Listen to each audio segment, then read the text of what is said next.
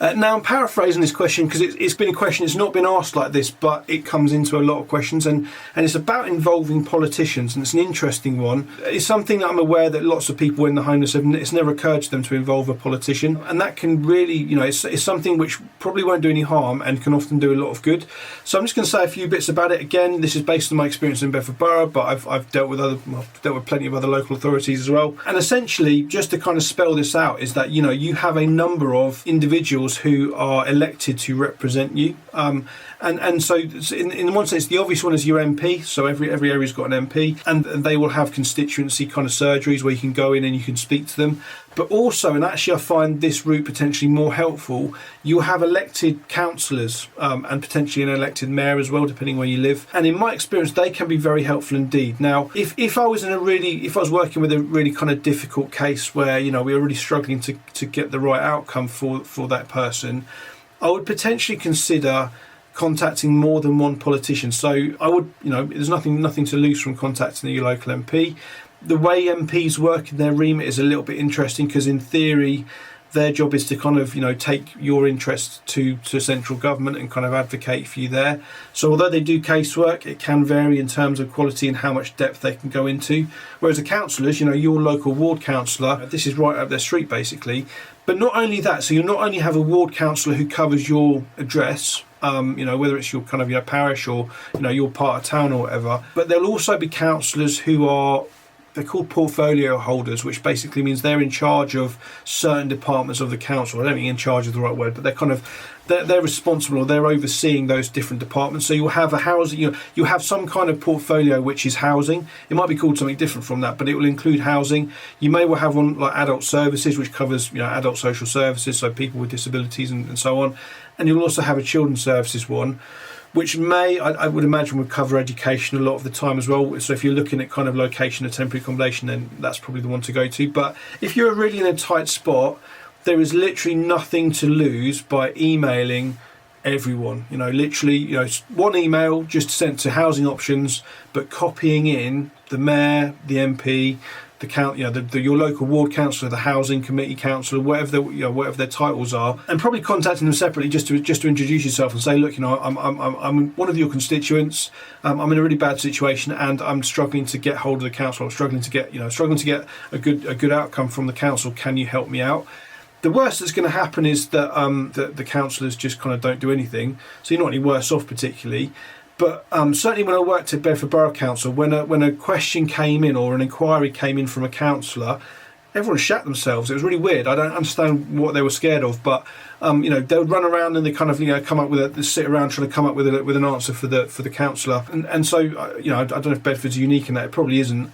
But ultimately, councillors hold a lot of weight. They vote on the kind of budgets. They to some level they hold the purse strings.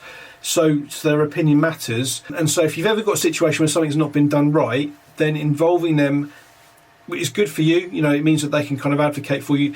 Sometimes just a question from a councillor or from an MP or whatever is enough just to change a case. So whereas it was looking like bad and you're either not getting a response or you're getting the wrong response, all of a sudden you're getting the right response. But also the other thing that it does is that, and this isn't, if you're homeless, I guess you're probably not going to care too much about this, but if it also raises the issue of homelessness to councillors level. In one sense, councillors are busy people. They're part-time. They've got other jobs usually, and they don't necessarily have any expertise in housing law or anything like that.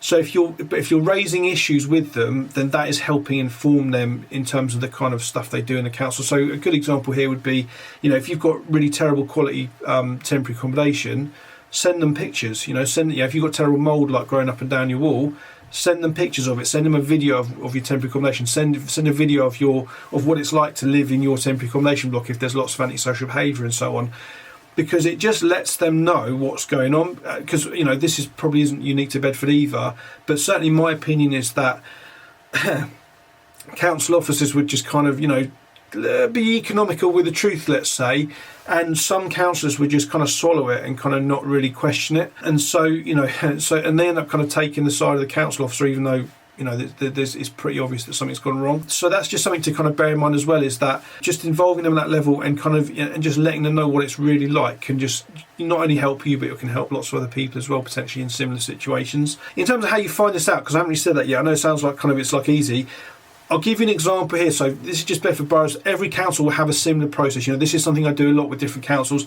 They all have a page similar to this one. So essentially, if you just search for your council's name, in this case Bedford Borough Council, and find your councillor, you should get essentially a page which lists them all. And depending on how good their website is, you might have the opportunity to either search for your address or, kind of look at the ward name that you're in and just basically find them. And there should be an email address, and there should be sometimes a mobile number as well, or a phone number for them. Obviously, email's always better. But yeah, you can then contact them. Now, another thing you can also do if you really want to get involved, if you're really not getting an answer, is you can basically ask a question in the housing committee, or whatever the committee is called that covers housing.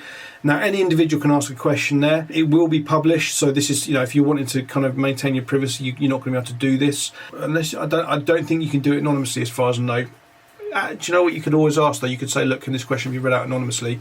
But essentially, again, that's just a forum where there's lots of eyes in on it, because some people really swear by this stuff. I've not found it particularly useful to kind of think about it this way. But when you've got competing political parties all in the mix, so let's say your ward councillor was Conservative, your housing committee councillor was Labour, your adult services was Lib Dem, all those kind of thing. If they're all different parties, then they're all kind of got little point scoring stuff to do. So as I say, I'm not sure if I've seen that in Bedford, but I'm told that some areas, if you kind of email two different parties about one situation, they kind of have a bit of a rush to see who can get the right answer for you. The other thing to say is that you can just go to, they've probably all got sort of surgeries, so not just the MP, but often councillors will have like a surgery. Often it's kind of like in the middle of like the local supermarket, but you can kind of meet them, and again, you can just kind of tell them what's going on for you, because ultimately the more information you can give them, the more likely there is they can go and chase it up and hopefully kind of get things turned around for you. And as I say, we've used them for anything from like literally not getting any responses at all from a council through to very specific issues about a particular case. And some councils are so good, they really care about it. They're really and they just throw a lot of weight behind the issue. So it's just something which, as I say, I don't really see how it could do you any harm. And often it can do a lot of good, so it's worth doing. So yeah, please subscribe to the channel and like this video if you found it useful, and if you're feeling really brave, just share it on other social media platforms, so it just helps me out. Keep the questions coming. As I say, if there's a question in the comments which applies to more than one person, I will try my best to make a video about it as soon as I can, just so everyone can hopefully learn a bit about it from that.